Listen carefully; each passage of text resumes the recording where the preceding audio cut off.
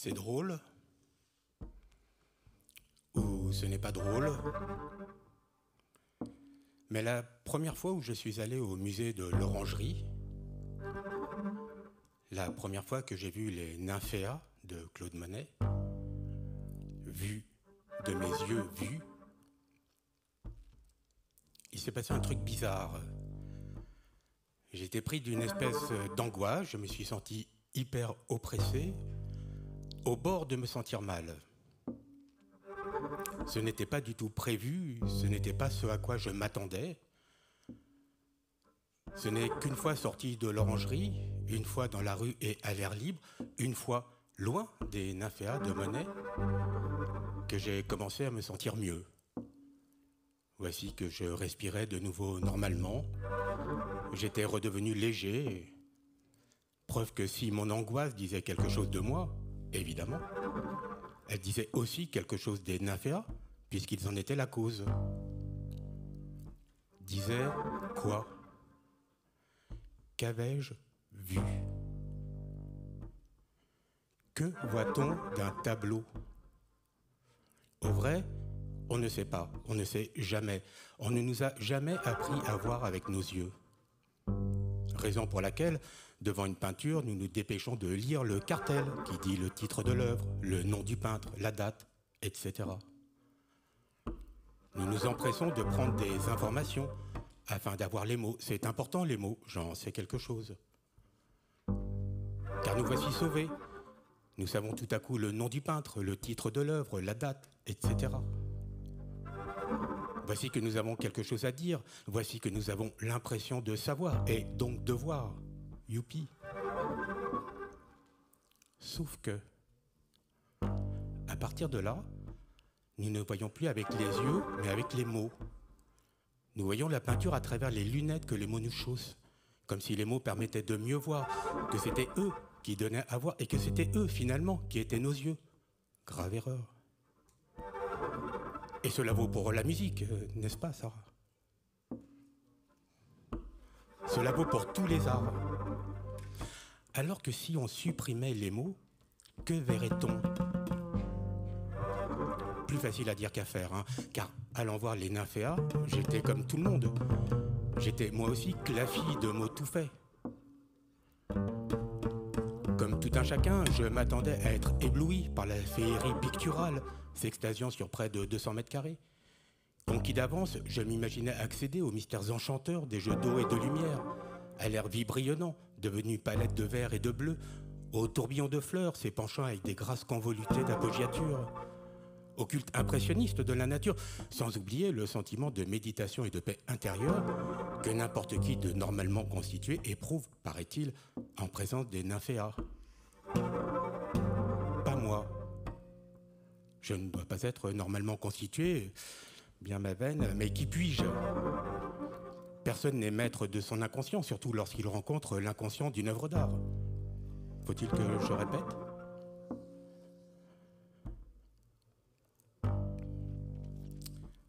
J'ai oublié de dire que lors de cette première visite à l'Orangerie, je n'étais pas seul. Sarah m'accompagnait. Et contrairement à moi, elle semblait très heureuse d'être là. Tu confirmes, Sarah? Tu appréciais visiblement ce que tu voyais, tu déambulais dans les deux salles, tournant en rond, comme si tourner en rond te conduisait quelque part, et que ce carrousel de peinture te procurait un joyeux tournis, une douce ivresse. À un moment, tu t'es planté devant le panneau intitulé « Reflet d'arbre » et tu as dit « C'est beau, n'est-ce pas ?» Ce n'était pas une question. J'ai hoché la tête, cherchant à voir ce que tu voyais que je ne voyais pas. À un moment, tu as dit aussi « Regardez, Bimor, sur la gauche, les deux Nymphéas roses et mauves. Quelle délicatesse. Et les nuances de bleu et de vert, cette façon de peindre l'eau avec un pinceau très sec. Et le ciel, qui au lieu d'être en haut, se reflète dans le bassin et se trouve donc en bas, à nos pieds, sous le niveau de la mer. C'est fantastique. » Avec ces Nymphéas, Monet a renversé le monde. Il a mis la peinture sans dessus-dessous, upside down, comme disait Diana Ross. Upside down. Et regardez sur la droite, le couple, assis sur un banc. Lui tient un parapluie tandis que la femme est nue, ce qui est inédit chez Monet, car le corps féminin ne l'intéressait pas beaucoup. Il préférait les paysages. Voilà qui change des hommes ordinaires. Quel génie, n'est-ce pas? Bien, bien, bien. Pour ma part, Sarah, je crois qu'un cadavre est caché là quelque part dans cette salle ou dans l'autre. Cadavre? Mais qu'est-ce que vous racontez? Vous vous souvenez de Blow Up? Le film d'Antonioni? Lorsque le personnage principal, là, le blondinet... Thomas? Le photographe? Oui, Thomas, le photographe. Lorsque, sur les photos qu'il a prises du parc où il est allé se promener, il s'aperçoit tout à coup de la présence d'un cadavre dépassant d'un buisson. Présence invisible au premier coup d'œil, alors que le corps est bien là, pourvu qu'on y regarde de très près. Pourvu qu'on zoome à fond dans l'image. Eh bien, c'est la même chose ici. Un cadavre flotte quelque part dans les grands panneaux, la mort hante cette peinture, le chagrin et la souffrance aussi, j'en suis persuadé, je le sens. Vous le sentez? Wow. Je suis très sérieux, Sarah. Monet a enterré quelque chose ou quelqu'un dans ses nymphéas. Cette peinture cache un drame, elle est tragique. Le problème, c'est qu'il faudrait pouvoir zoomer terriblement, il faudrait tout passer au luminol. Vous débloquez à plein tube, Vimor. Cette fois, vous battez un record. Ouais, mais si j'ai vu juste, si Monet a réellement enterré quelqu'un ou quelque chose dans ses nymphéas. Et pourquoi pas le trésor de Rackham le Rouge, tant que vous y êtes? Oui, pourquoi pas, qu'en savez-vous? Que savons-nous des nymphéas? Que savons-nous de Monet, hormis ce que tout le monde en dit? Avec des scies, tout devient possible. Ouais, mais sans des scies, rien n'est possible non plus. Si vous le dites.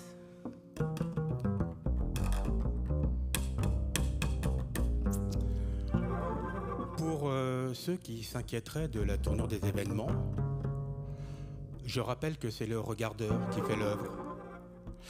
Bon, le mot regardeur est assez laid, mais c'est comme ça qu'on dit. Parce que chacun a le droit de voir ce qu'il voit et de le revendiquer haut et fort. On est en démocratie, non? Hashtag, je vois ce que je veux et j'en suis fier. Si les nymphéas existent, c'est parce que des gens viennent les voir à l'orangerie. Si tel n'était pas le cas, les nymphéas n'existeraient pas. Monet n'existerait pas. Il ne serait rien sans moi, sans Sarah, sans n'importe lequel d'entre vous. Sans vous, madame, monsieur. N'est-ce pas formidable? Eh, vive-nous! Quoi? Qu'est-ce qu'il y a? Et si le regardeur est un gros con? S'il est fou?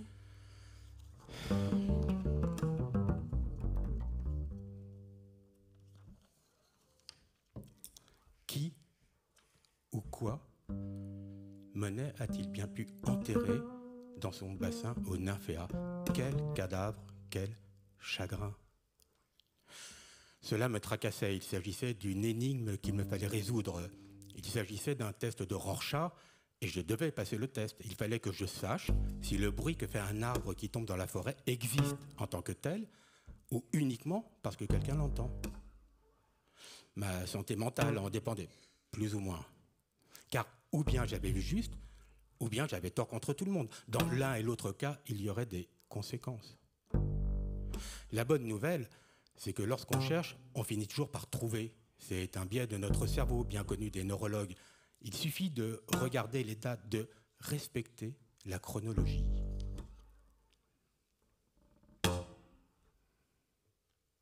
Par exemple,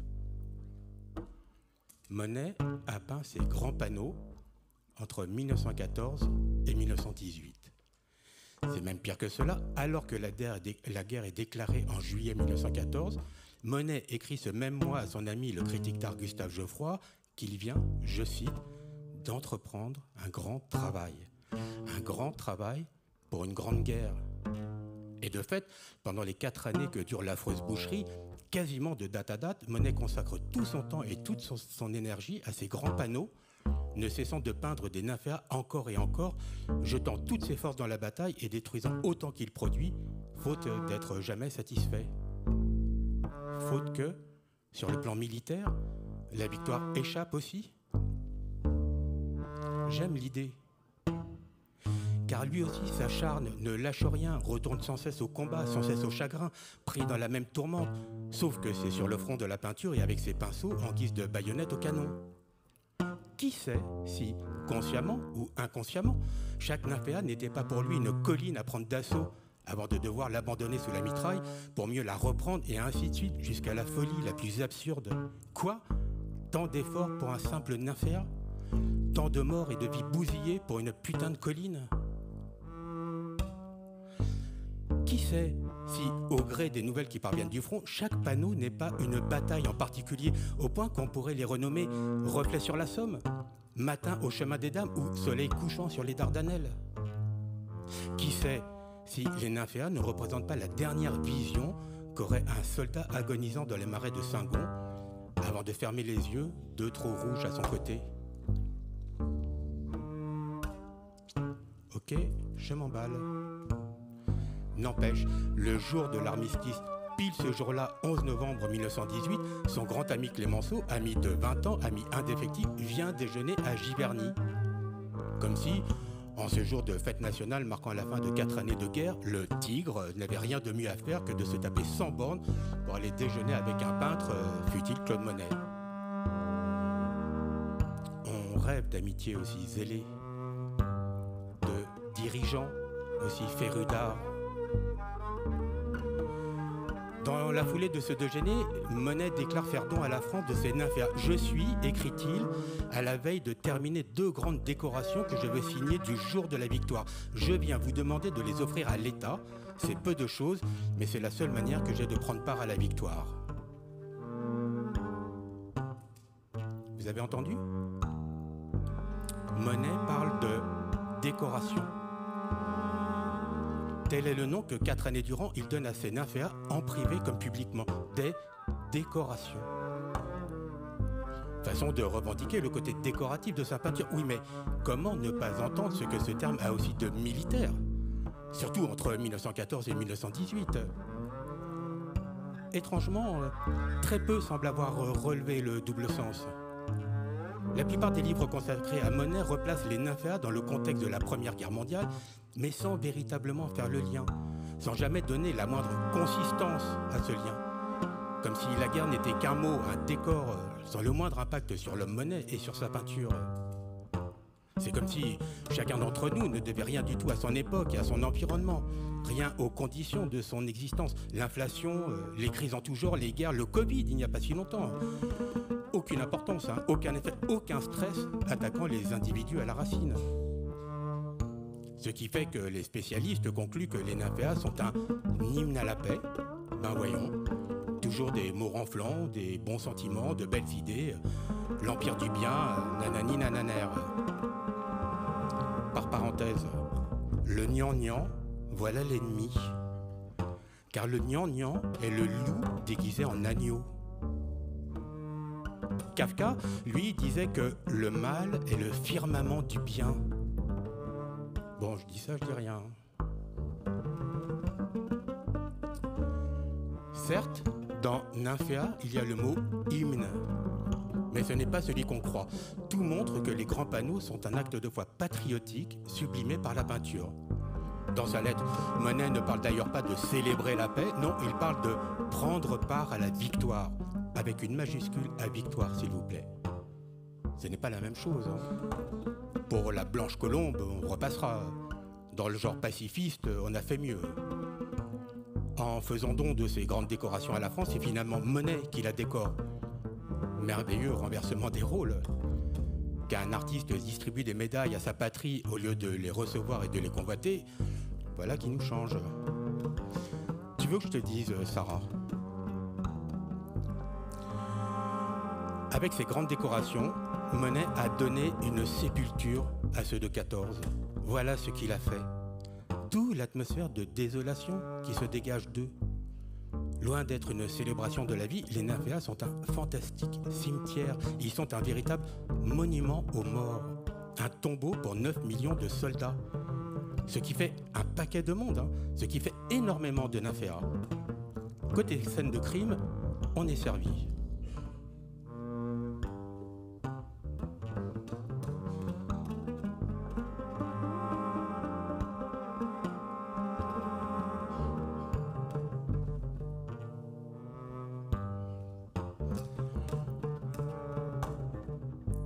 L'année 1914 ne fut pas seulement l'année de la Grande Guerre, Elle fut aussi pour Monet l'année d'une grande perte.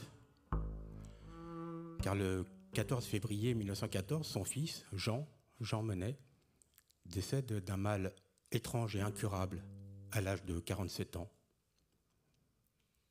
Cette fois, on parle d'une mort qui touche Monet de très près, qui le frappe personnellement au cœur.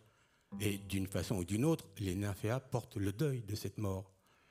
Ils sont chargés de cette douleur, de ce chagrin, de ce cri, de tout ce que Monet, à l'instar de n'importe quel parent perdant son enfant, ressentit d'incommensurable à ce moment-là. Comment pourrait-il en être autrement ? Si le corps de Jean Monet repose dans le caveau du cimetière de Giverny, son âme, sa mémoire et l'amour que son père lui portait reposent, eux, dans les grands panneaux de l'orangerie, lesquels dressent ainsi une stèle géante aux 9 millions de victimes de la guerre de 14, plus une. Je ne m'étonne plus du tout que les nymphéas m'ont causé un indicible sentiment de malaise et de tristesse. C'est n'en éprouver aucun qui m'apparaît à présent anormal.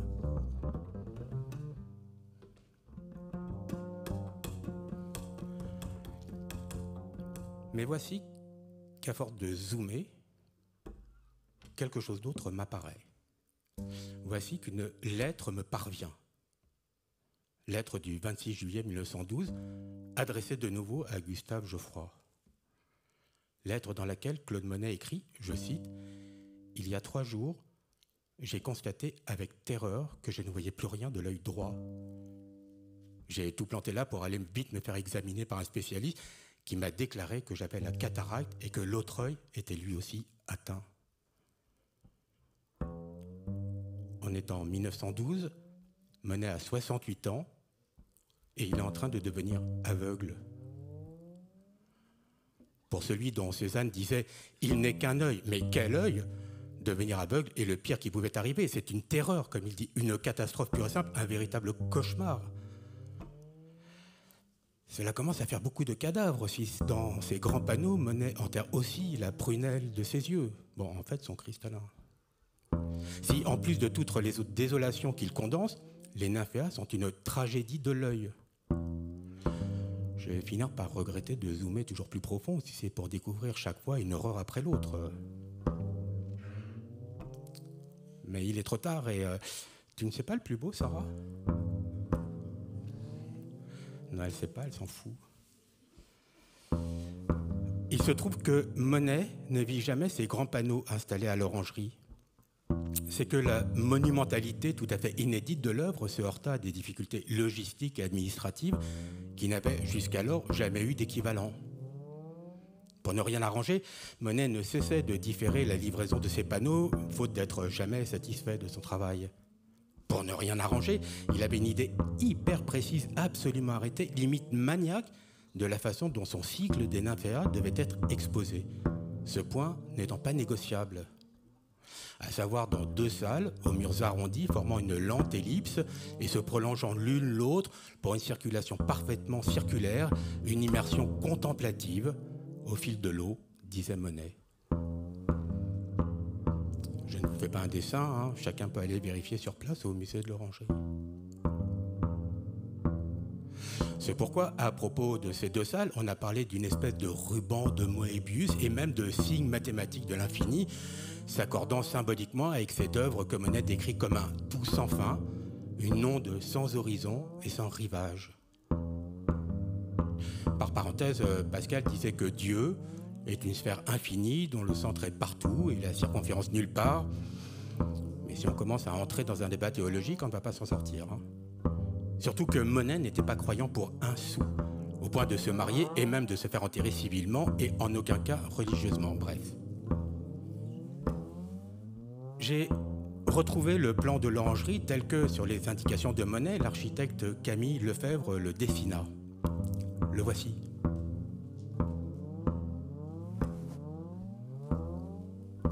Tout le monde voit bien ? Que voyez-vous ? C'est moi ? Ou on dirait une paire de lunettes ? Non, sans déconner, on dirait des bésiques, des lorgnons, des binocles. C'est flagrant, non ? Même les passages là qui permettent de communiquer d'une salle à l'autre, on dirait le nez d'une monture de lunettes. Si le verre droit est un peu plus grand, c'est parce que la cataracte de Monet était un peu plus prononcée à droite. Tout colle à merveille. Et rien à voir avec un ruban de Moebius ou le signe mathématique de l'infini. Je comprends mieux que Monet se soit battu bec et ongle pour que ces grands panneaux soient installés comme il le souhaitait et pas autrement. Il voulait faire passer un message comme un filigrane authentifiant ses nymphéas, ou qu'il les avait signés non de son nom, non de son sang, mais de ses yeux. Parce que c'est là qu'il les enterra. Ici, leur tombeau. Un de plus. On rigole bien, non ?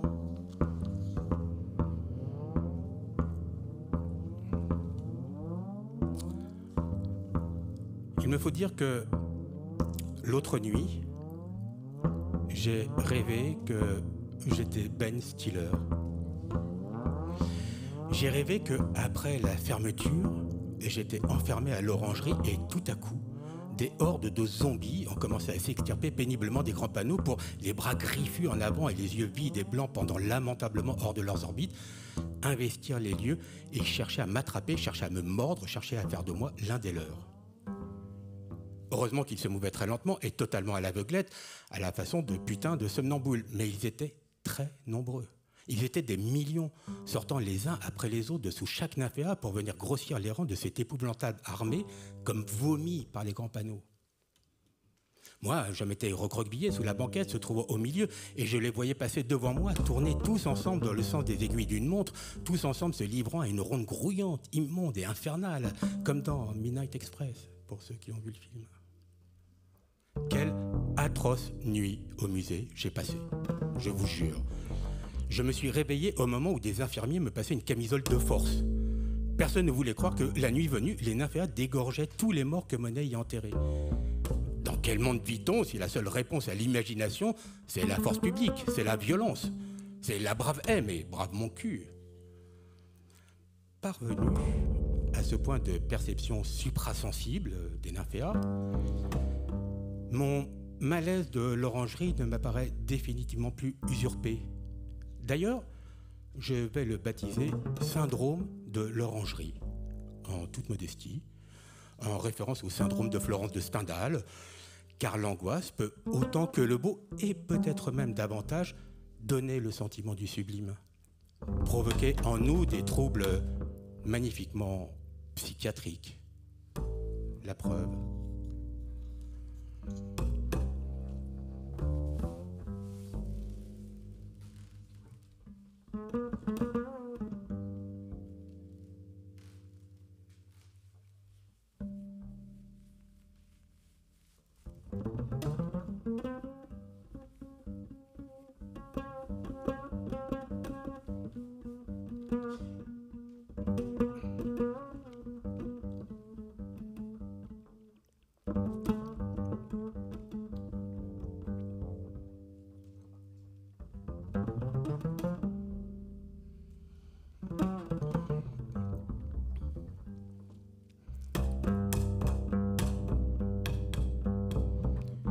J'ai reculé le moment, je l'ai reculé autant que j'ai pu, mais une question me turlupine depuis le début.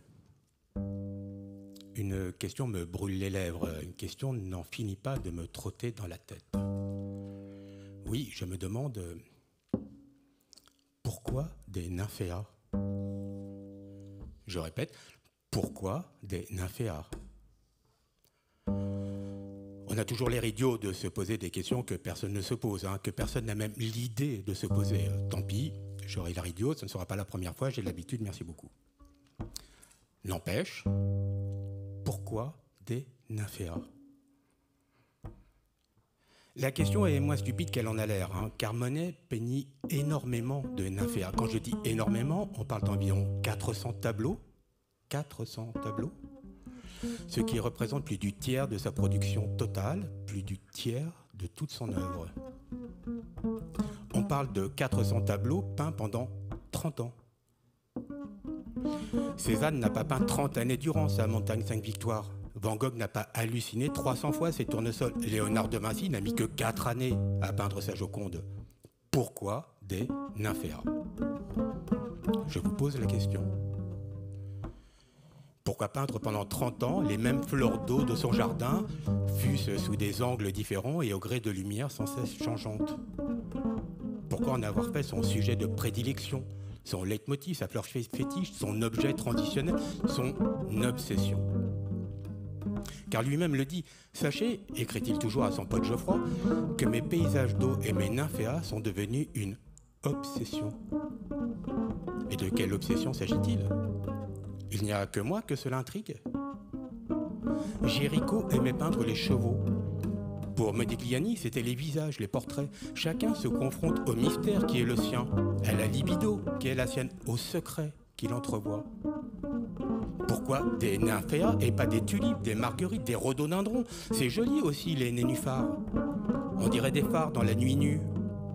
Sauf que, pardon, mille excuses monseigneur, hein, mais au terme de nénuphar, Monet préféra celui de nymphéa. Que l'on ne s'avise pas de confondre, hein, qu'on se le tienne pour dit. Lui peignait des nymphéas et certainement pas des nénuphars. Pour qui prend-on? Jamais il n'aurait consacré 30 années de sa vie à peindre de vulgaires nénuphars, tandis que des nymphéas, ah bah oui. On a tendance à l'oublier, mais on ne dit pas « je t'aime Gudule » comme on dit « je t'aime Juliette ». Ce n'est soudain plus le même Roméo, plus les mêmes sentiments, et à quoi tient l'amour finalement? Je répète, pourquoi des nymphéas? Si tout le monde voit ce que les nymphéas de Monet représentent dans l'histoire de l'art, que représentaient-ils pour lui? Que voyait Monet en eux que lui seul voyait? Il fallut que ces fleurs d'eau possédassent un truc pour qu'il leur consacrât 400 tableaux. Un truc, mais lequel? Voilà ce que c'est que de se poser des questions que personne n'a l'idée de se poser. On se retrouve très vite dans le caca. Oui, Sarah, tu veux dire quelque chose? Quand nous traversons une forêt, nous traversons aussi le mot forêt, a écrit Heidegger dans son livre Chemin qui ne mène nulle part. Merci, Sarah. Brillante intervention. Chemin qui ne mène nulle part. Vu son titre, voilà un livre qu'on n'a pas franchement envie d'emmener avec soi lorsqu'on traverse une forêt, surtout si elle est obscure et qu'il fait nuit. Cela dit, tu as raison, Sarah. En plus de peindre des nymphéas, la fleur, Monet peignit aussi le mot nymphéa. Et savais-tu, ma chère Sarah, ma douce Sarah, que nymphéa vient du grec nymphé, qui signifie nymphe, jeune fille, voire fiancée, voire vierge. Tiens donc, cela qui plaisait à Monet. Contemplant les nymphéas de son bassin de Giverny, voyait-il s'ébattre dans l'eau de délicieuses nymphètes? Non mais, quel pervers! Hey, girl power! Avec moi, Sarah! Girl power! Surtout que, attendez, vous n'avez encore rien vu, car en anatomie, on appelle nymphes les petites lèvres qui, chez la femme, masquent le clitoris et protègent l'entrée du vagin. Eh oui. Eh oui, Sarah, tu as des nymphes. Si ça se trouve, les grands panneaux cachent un immense harem, un fabuleux lupanar, un embarquement impressionniste pour Cythère. Et on me l'aurait dit, je ne l'aurais jamais cru. Voilà qui ne cadre pas, mais alors pas du tout, avec mon syndrome morbide de l'orangerie, si les grands panneaux cachent une joyeuse fête galante, une sarabale de jouvencelles, une ribambelle de petites fiancées. Sauf que, pas si vite.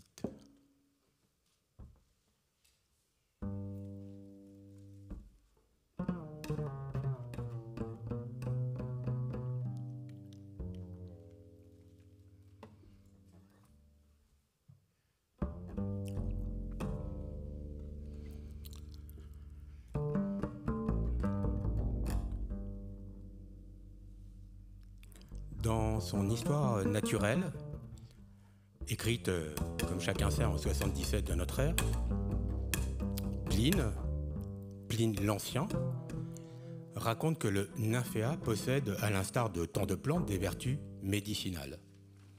En particulier, sa racine s'avère un remède pour le cours du ventre. C'est bon à savoir. ce n'est pas tout. Car Pline l'Ancien, indique que les feuilles de nymphéa se boivent aussi en infusion et, je cite, « ceux qui en prennent pendant 12 jours perdent la faculté du coït ». Vous avez bien entendu, le nymphéa fait perdre la faculté du coït. Il rend les hommes impuissants. Il est un tue-l'amour. Caramba, hein, je m'attendais à tout sauf à ça. Voilà mon syndrome de l'orangerie remis en scène. Si les grands panneaux cachent une scène de crime, et pas de n'importe quel crime, celui de l'amour et de ses plaisirs, celui de la virilité masculine, et qui sait de la virilité de Monet lui-même. Il avait tout de même 74 ans en 1914. Personnellement, je comprends mieux l'angoisse que m'ont inspiré les nymphéas lors de ma première visite. En tant qu'individu de sexe trivialement masculin, je la comprends très bien. Monet était-il au courant? La question est d'importance. Savait-il qu'il peignait, sous couvert de languissants nymphéas de toutes les couleurs, la mort du désir, l'enterrement des plaisirs charnels et le fantôme de la position du missionnaire du patriarcat? Fantôme que je n'avais pas vu venir. Bien sûr qu'il savait. Il était abonné à des revues d'horticulture, il lisait des ouvrages traitant de botanique et de jardinage, il possédait des dictionnaires sur la vie à la campagne ou, comme chacun sait, les traditions et les croyances sur la vie dure. En 1885, Pasteur venait peut-être de découvrir le principe de la vaccination. Cela n'empêchait pas, en Côte d'Or, de dire à un jeune homme que ses hormones tourmentaient dangereusement. Pour te calmer, on va te faire une bonne petite infusion de nénuphar et blanc.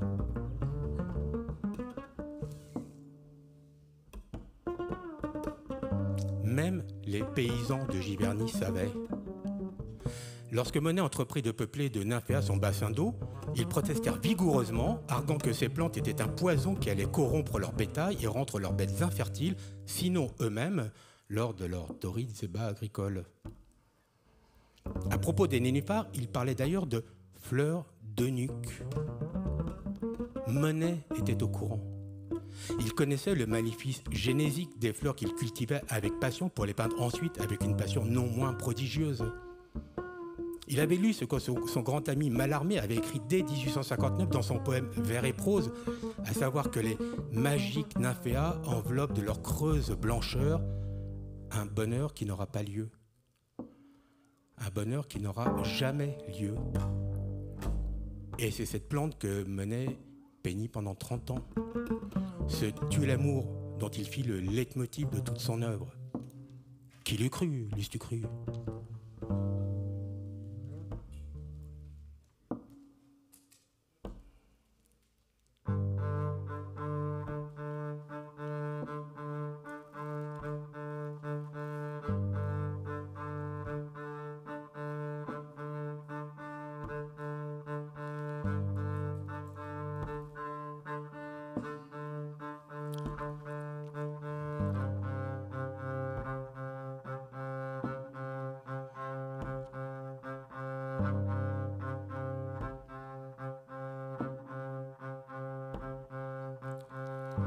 Mais le temps passe, voici que le temps presse.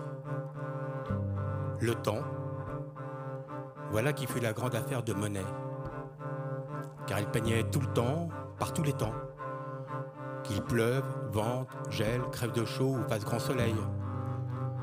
Il peignait avec le temps qu'il faisait et avec le temps qui passait. Passait toujours trop vite à son goût, au point d'acheter un jour la rangée de peupliers qu'on allait abattre avant qu'il ait terminé sa série de tableaux. Il était comme ça, Monet. Il peignait même avec l'âge qu'il avait, avec le temps qui était celui de son époque. Tous les temps, en fait, toutes les dimensions du temps. Afin, disait-il, de capter l'instant présent et de le fixer sur la toile, l'éterniser pour l'éternité. Arrêter le temps en un point précis de l'espace, tel est le paradoxe infernal que Monet s'est toute sa vie acharné à résoudre. Comme s'il ne supportait pas que le temps emporte de manière irrévocable 1 heure ou 1 minute, sortant miraculeusement du lot. Que cela l'angoissait bien trop et à tout prix qu'il lui fallait trouver l'aiguille dans la botte du temps, attraper le papillon et l'épingler une bonne fois pour toutes. Mais de quel papillon s'agissait-il? D'où cette fascination, pour l'instant purement présent?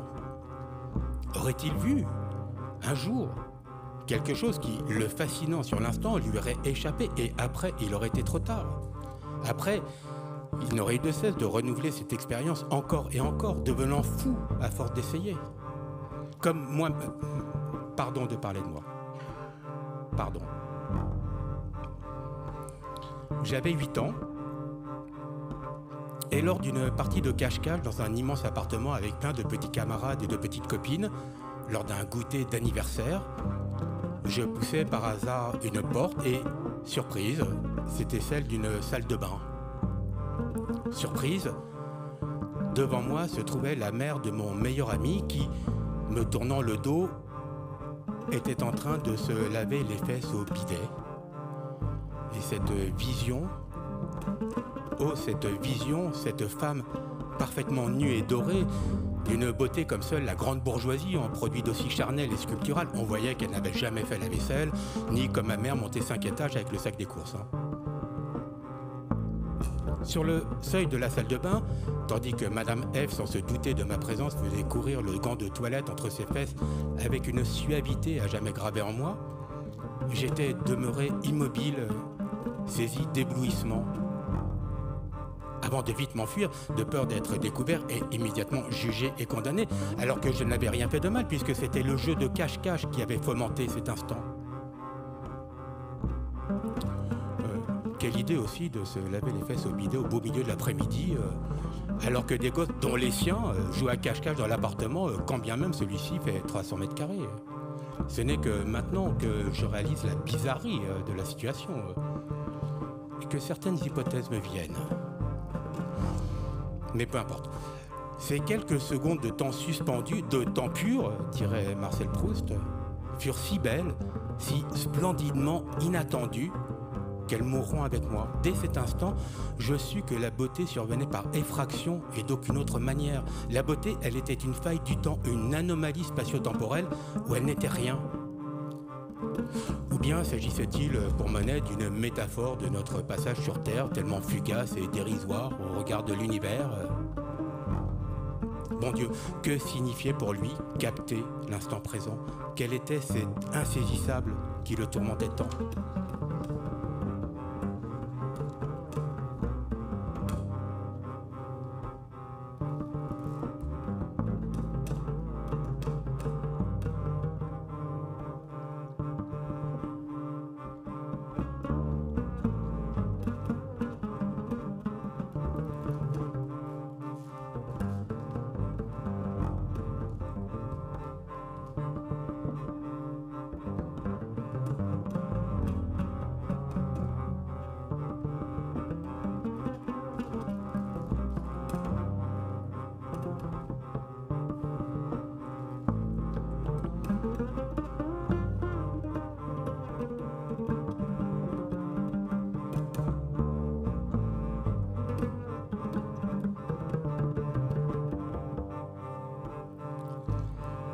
C'est ici qu'il me faut parler de Camille. Camille Doncieux, la première femme de Monet, née en 1865 à Lyon et montée à Paris à l'âge de 18 ans. Et par parenthèse, encore une, quelqu'un peut-il m'expliquer pourquoi tout le monde dit qu'il monte sur Paris? Putain, une armée marche sur Paris, ok, mais on ne monte pas sur Paris, on monte à la capitale comme on monte à cheval ou comme on monte des œufs en neige, mais on ne monte pas sur Paris. Merde alors. Excuse-moi ça.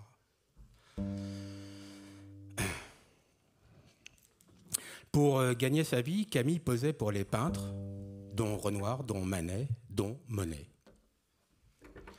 Je passe les détails, les péripéties. Ce qui nous importe ici, c'est que Monet ne cessa jamais de peindre Camille. Il adora la voir en peinture. Elle fut son modèle, sa muse et son égérie, la seule et unique. Dans le tableau « Femme au jardin », c'est elle que Monet représente sous les traits de chacune des 3 femmes qui éblouissent la toile de leurs grandes crinolines blanches sur fond de décors champêtres, verts et bleus. Ce tableau, Il dit à la puissance 3 son amour pour Camille, tout à la fois sa muse, son modèle et son égérie, mais aussi sa femme devant la loi et la mère de ses 2 fils. Il dit qu'elle est pour lui toutes les femmes à la fois et il le lui dit à elle aussi, à elle d'abord peut-être. Au vrai, c'est toujours Camille, c'est tout le temps Camille. Pendant près de 15 ans, Camille fut celle qui, compagne d'un peintre dont la peinture était jetée aux orties par la critique bourgeoisement officielle, supporta la mouise, la dèche, les humiliations de la pauvreté et même les départs précipités en pleine nuit, faute de pouvoir payer le loyer. Pendant près de 15 ans, Camille fut la seule et unique figure féminine qui, pour Monet, incarna la peinture. C'est assez rare pour être signalé. Sauf que Camille tomba malade. Assez vite s'étiola, s'affaiblit, s'émacia, rongée de l'intérieur par un mal incurable. En 1876, la sentence tombe. Camille souffre d'un cancer de l'utérus, d'un cancer lent et douloureux et sordide, un peu honteux aussi, j'imagine, mortel en tous les cas, surtout à cette époque. La vie est tout de même une putain de sale garce parfois. 3 ans plus tard, le 5 septembre 1879, Camille décédait. Elle avait 32 ans.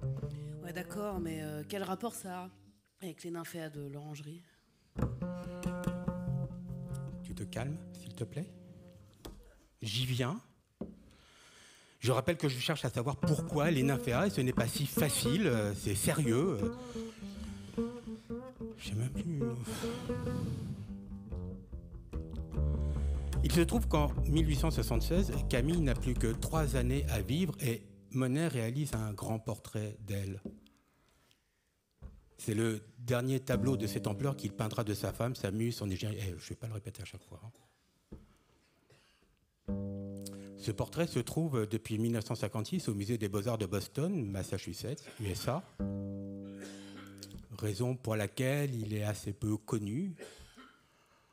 Ou est-ce parce qu'il est très étrange, vraiment bizarre? À propos de ce tableau, parla d'un prodige de couleurs et d'étrangeté. Parce qu'on ne reconnaissait pas le style de Monet, on ne retrouvait pas la spontanéité qui faisait de lui un maître de la méthode impressionniste. Où était passée sa quête de l'instant? Que cherchait-il à prouver? Qu'avait-il cherché à peindre? Si quelques critiques louèrent la coloration solide et l'empattement emphatique, la plupart sortirent la boîte à gifles. Monet, disait-il, n'avait pas seulement peint une demi-mondaine, mon Dieu, une créature de la peinture. Non, il n'avait pas une grande poupée sans visage humain, une chinoise à 2 têtes et même une machine écarlate. Voilà qui dut faire plaisir à Monet et à Camille, donc. Cela n'empêcha pas la japonaise de faire sensation. On a même envie de dire au contraire. Car tel est le titre du tableau, La japonaise. Vous voulez le voir? Ok, le voici.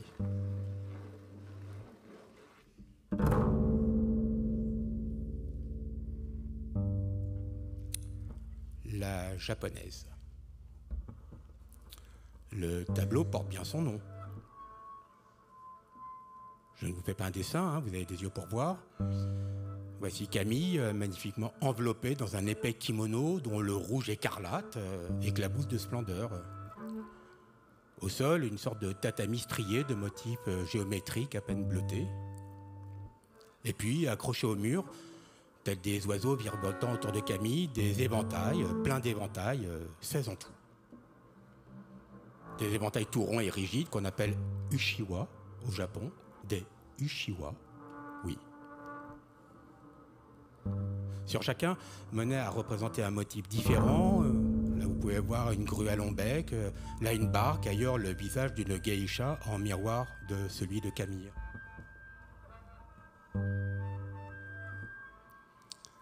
Voilà pour la japonaise.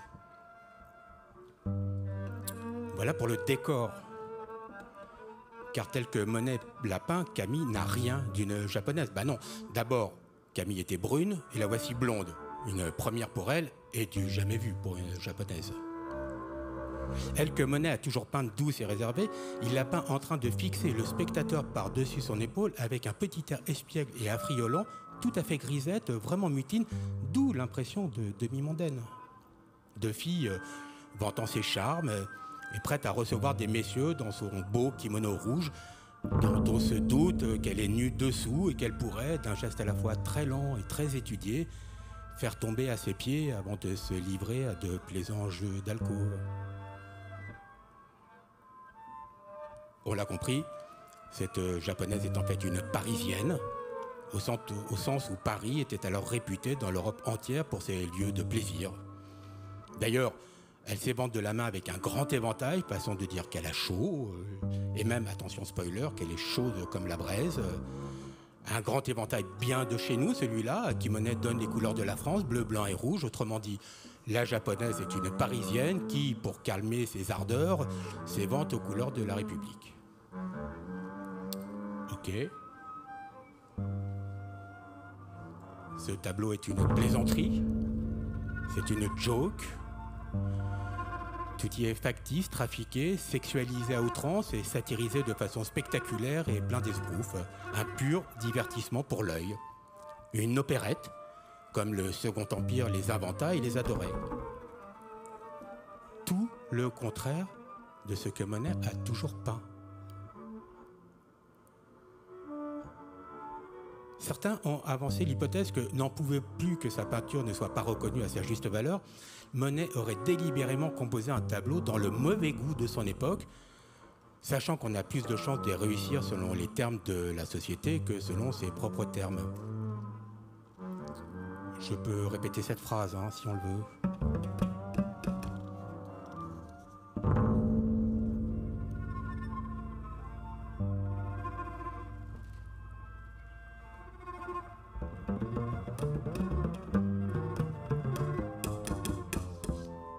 Il y a quelque chose que je n'ai pas dit à propos du fameux kimono rouge. Quelque chose qui crève les yeux et que vous avez sûrement tous remarqué. Quelque chose qui fait drôlement jaser à l'époque. C'est pourquoi le tableau parut si étrange à Zola et à d'autres.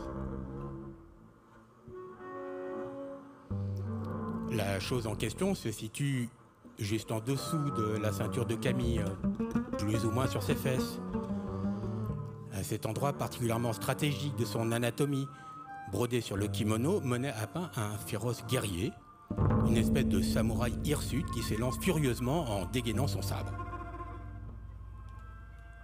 Voilà qui n'est pas banal. C'est même assez culotté, j'ai envie de dire.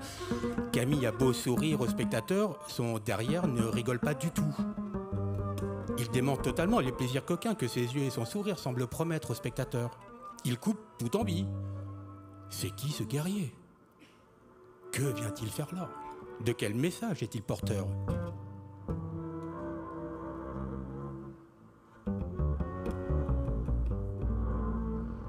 D'après les spécialistes japonais, Monet se serait inspiré pour son démon du kimono d'une célèbre pièce du théâtre kabuki dans laquelle le samouraï Terano Koremoshi rencontre dans la province du Shinshu une très belle femme qui lui fait boire du saké qui l'enivre. Lui offre aussi sa joyeuse compagnie, sympa.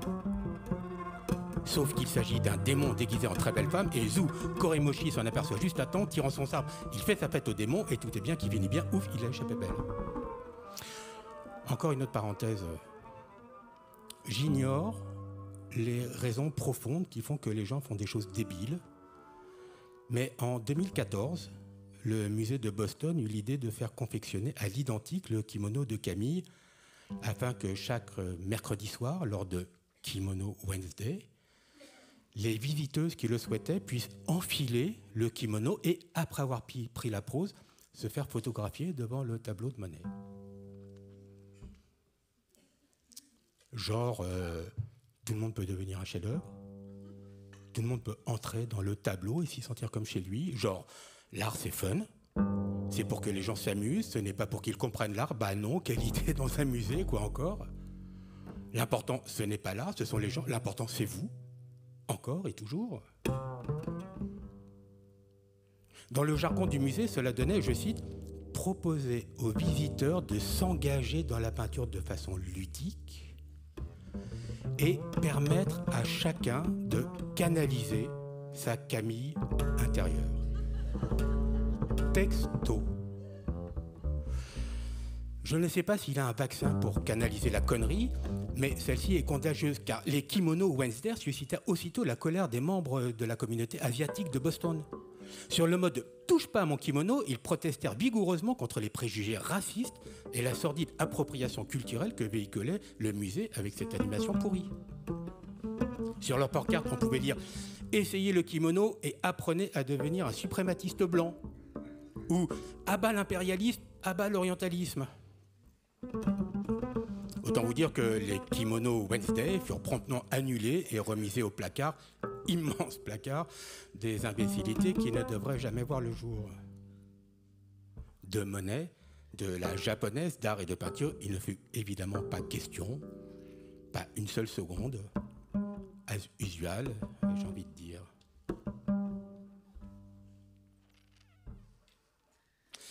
Cependant, rien ne dit que Monet se soit inspiré d'une quelconque légende nippone. Il se fichait peut-être complètement de savoir si son démon du kimono était un samouraï, un géant ou un bandit. Seul l'intéressait peut-être l'effet le plus visuellement efficace et percutant. Au lieu de chercher la signification du démon du kimono dans les mythes et légendes du Japon impérial, il faut peut-être la chercher chez Monet, dans ses intentions et dans l'histoire que lui voulait raconter. D'ailleurs, que pensa Camille de ce tableau ? Alors que Monet l'avait toujours peinte avec respect et tendresse, voici qu'il l'avait totalement sexualisée. Alors qu'ils étaient mariés depuis 10 ans, alors qu'elle était la mère de son premier fils et qu'elle tomberait bientôt enceinte d'un second, alors que les ennuis d'argent, les menaces d'expulsion, alors que...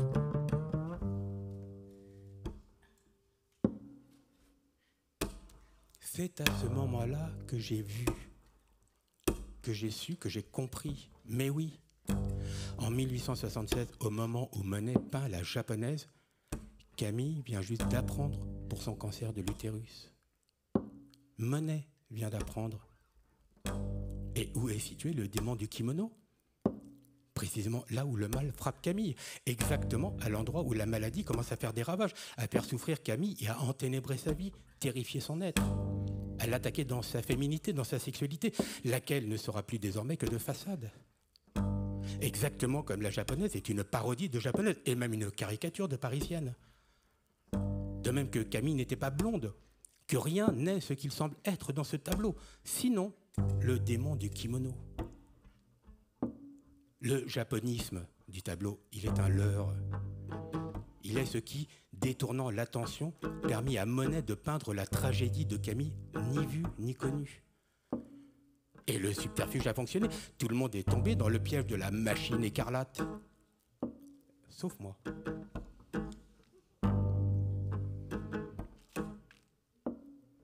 Peignant Camille, Monet n'a pas cherché à représenter la réalité parce qu'il ne pouvait justement pas la peindre. On touchait là à l'intime, le plus intime. Il s'agissait du corps de sa femme, il s'agissait de leur couple, d'un mal invisible à l'œil nu, d'une tragédie insaisissable. Cependant, il ne pouvait pas non plus ignorer la vérité. Impossible. Une fois qu'on sait, on ne peut pas faire comme si on ne savait pas. On ne peut ni revenir en arrière, ni faire abstraction. Et, peignant Camille, Monet a fait ce qu'il n'avait jamais fait et qu'il ne refera jamais plus, inventer de toutes pièces une fiction picturale disant la vérité. Disant Camille rongée par un mal, la prenant à revers, la prenant en traite, l'attaquant par derrière, l'agressant sexuellement. Le génie de Monet n'est pas de dissimuler la vérité, mais de faire apparaître la dissimulation. Camille aima-t-elle ce tableau ? Un peu, beaucoup, pas du tout.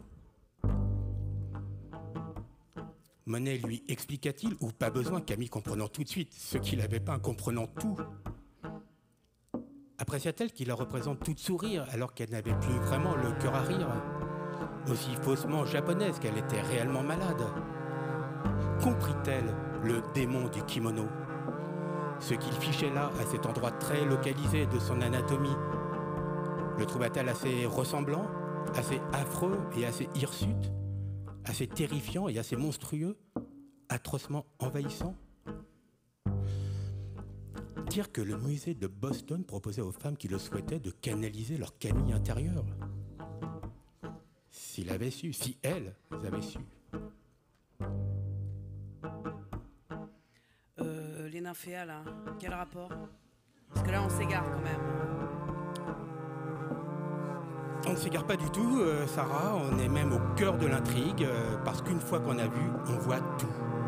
La pelote se dévide toute seule, c'est comme un tapis rouge, car as-tu bien regardé les éventails? Les avez-vous bien regardés?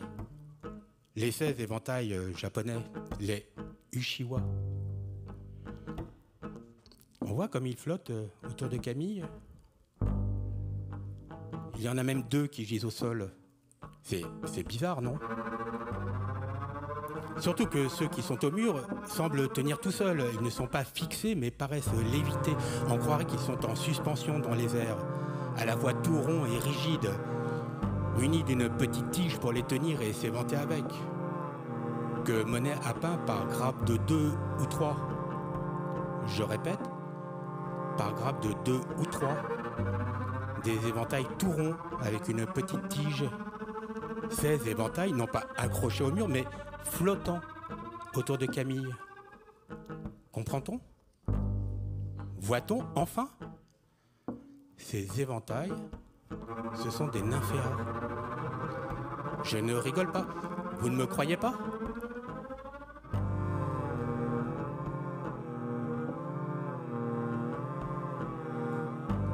C'est plus clair maintenant? Les éventails de la japonaise, ils sont les toutes premières esquisses de nymphéas. Voilà ce qu'ils sont.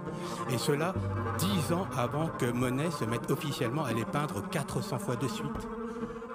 Les nymphéas de l'orangerie, ils viennent du tableau montrant Camille atteinte du mal qui allait l'emporter. De ce tableau, précisément. C'est évident quand on fait le lien. Sachant que je n'oblige personne à le faire, hein, on est bien d'accord. Mais pour moi, les nymphéas de Monet sont la mémoire de la maladie de Camille. Ils sont la forme mnésique de la mort de sa femme, Samus, en égérie. Ils sont cette tragédie, cette souffrance, ce chagrin, cette efflorescence du mal mise en peinture. Du coup, on comprend le côté tue l'amour des nymphéas. On comprend le côté nymphe, le côté gynécologique des grands panneaux. Même les 2 salles de l'orangerie, il ne faudrait pas me pousser beaucoup pour que je leur trouve un petit air d'utérus. Pour que les 2 anneaux que Monet souhaita absolument enchaîner pour l'éternité à l'orangerie symbolisent les alliances des 2 époux. Absolument. Qui dit mieux? Qui a une meilleure explication? Ou une imagination plus fertile? Sachant que les choses sont l'imagination qu'on en a ou elles ne sont rien du tout. Au tout début, je me posais la question de l'obsession de Monet pour les nymphéas. Au tout début, je me demandais qui Monet avait enterré dans ces nymphéas. De quel traumatisme les grands panneaux étaient l'inconscient. On sait maintenant. Cela crève les yeux désormais. Mission accomplie, hein? Ce n'était finalement pas si sorcière. Psst. Psst. Quoi? Winston Churchill. Quoi? Winston Churchill. Winston Churchill. Ah oui. Oui, Winston Churchill. Winston Churchill. Winston Churchill. Winston Churchill. On est en 1954. Et le peintre Graham Sutherland a été mandaté pour faire un portrait officiel de Sir Winston Churchill. Pendant la séance de pause, les 2 hommes discutent peinture car Churchill peignait lui aussi, il était même un très bon peintre, comme le confirma un jour Picasso lui-même. On est dans l'épisode 9 de la saison 1 de la série The Crown. Et Sarah, tu veux bien jouer, s'il te plaît, Graham Sutherland, et moi, je vais faire Sir Winston Churchill. Ça vous plaît de vous donner le beau rôle, hein, de jouer les grands hommes? Vous n'aimez pas mon côté Churchill? Berk. Merci, Sarah, ça fait plaisir. Donc, je suis Winston Churchill. Et là, je vous dis, dites-moi, mon cher Graham, mon portrait sera-t-il ressemblant? Pensez-vous qu'il va me plaire? Je l'ignore, Sir Winston. Je me rassure en me disant que vos propres tableaux relèvent très bien de l'homme que vous êtes. C'est gentil à vous de me dire ça. Votre remarque concerne-t-elle un de mes tableaux en particulier? Je pensais à la mare au poisson rouge, que vous gardez d'ailleurs chez vous à Chartwell. La mare au poisson rouge? Mais pourquoi ce tableau? C'est juste une mare. Visiblement, c'est bien plus que ça. Vous y retournez sans cesse. Vous l'avez peinte plus de 20 fois, si je ne m'abuse. Tant que cela. Mais c'est parce que c'est un défi technique. Ce que j'essaye de peindre, c'est l'eau. Ce sont les jeux de la lumière à la surface, le côté changeant des apparences, avec les poissons rouges là, tout au fond. Sans doute. Mais sous les jeux de lumière, on perçoit une grande douleur, comme un désespoir terrible qui se cacherait au fond de l'eau. Une espèce de léviathan. Vous avez vu un léviathan dans ma mare? Et pourquoi pas un cadavre dans les nymphéas de Monet? Je crois que cela en dit plus long sur vous que sur moi. Bah, si vous le dites. Vous-même, monsieur Sutherland, dans votre tableau intitulé Pastoral, ces arbres tordus, là, ces branches griffues, moi j'y ai vu une espèce de malfaisance. Il y a de la noirceur en vous. Vous êtes perspicace, Sir Winston. À l'époque, je traversais une période très sombre. Mon fils, John, venait de décéder à l'âge de 2 mois. Sorry. Merci. Mais vous avez vous-même 5 enfants, je crois. 4. Marigold était la 5e. Elle est morte elle aussi, mais à l'âge de 2 ans et 9 mois de septicémie. À mon tour d'être désolée, je ne savais pas. On avait choisi le prénom Marigold à cause de ses merveilleuses boucles blondes. Une couleur dorée extraordinaire qui s'irisait infiniment au soleil, créant de merveilleux jeux de lumière. Je l'ai terriblement regretté. Sa mort m'a désespéré. Je n'étais pas présent lorsqu'elle est morte. Quand je suis revenu, Clémy, ma pauvre Clémy, hurlait comme une bête. Nous avons acheté Chartwell 1 an après la mort de Marigold. C'est à ce moment-là que je me suis mis à peindre la mare. À ce moment-là, donc? Et par la suite aussi, 20 fois de suite. Je ne pouvais pas m'en empêcher, c'était devenu comme une obsession. Je ne veux pas remuer le couteau dans la plaie, mais rien à voir avec le jeu de lumière, finalement. Rien à voir avec un défi technique, n'est-ce pas? Rien à voir, non. Maintenant que vous le dites, ce n'était pas pictural, c'était davantage existentiel, en effet. Quand on sait à quel point faire son deuil est une opération psychique complexe, infiniment labyrinthique, on aimerait que plus personne n'utilise cette expression débile à tort et à travers. Très bien, Sarah. Je crois qu'on peut arrêter là. Hein? Je pense que tout le monde a compris. À la question de savoir ce que l'on voit lorsqu'on supprime les mots, nous avons apporté une réponse. Quand bien même il s'agit des mots de l'artiste lui-même? Quand bien même, Sarah. La conscience est une chose très surfaite. Monet pensait peindre des nymphéas alors qu'il peignait aussi tout à fait autre chose. Cela vaut pour nous tous. Nous croyons savoir ce que nous faisons, mais au vrai, nous sommes agis de l'intérieur. À notre insu, nous sommes le jouet d'affect, de chagrin, de morts et de fantômes. C'est triste, non? Non, c'est comme ça. C'est tout simplement la vie, Sarah.